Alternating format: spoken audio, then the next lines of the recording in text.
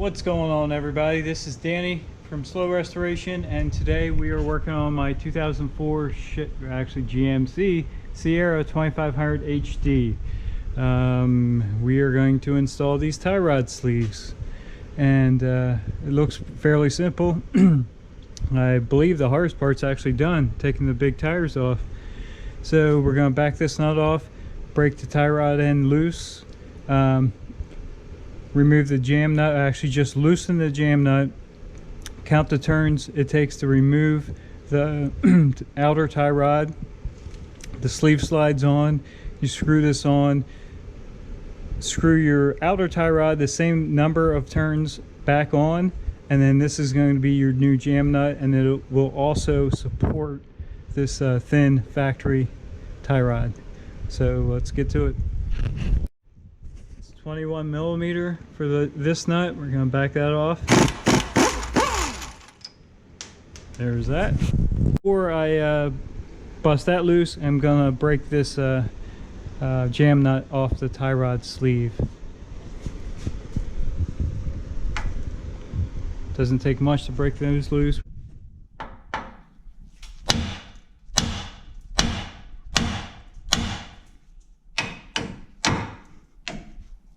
Alright, that's that. Now we just back these off and count the number of turns it takes to remove it.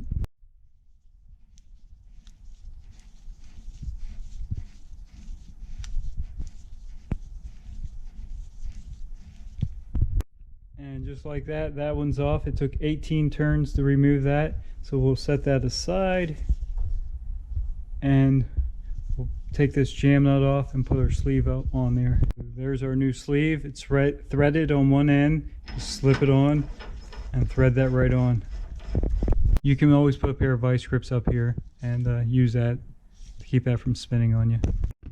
And once you have the sleeve on there, you can just spin your jam nut back on there and then re-thread this on the outer tie rod the same number of turns that you took it off.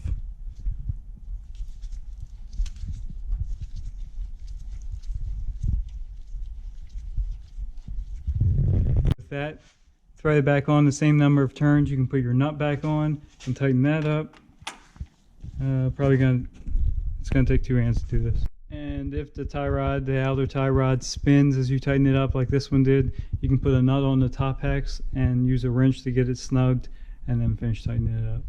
All right, that's tightened up. Now we just tighten our jam nut up.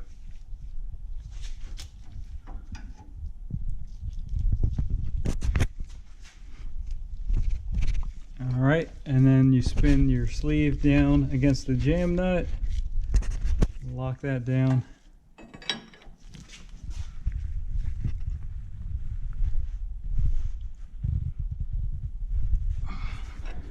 And that's it.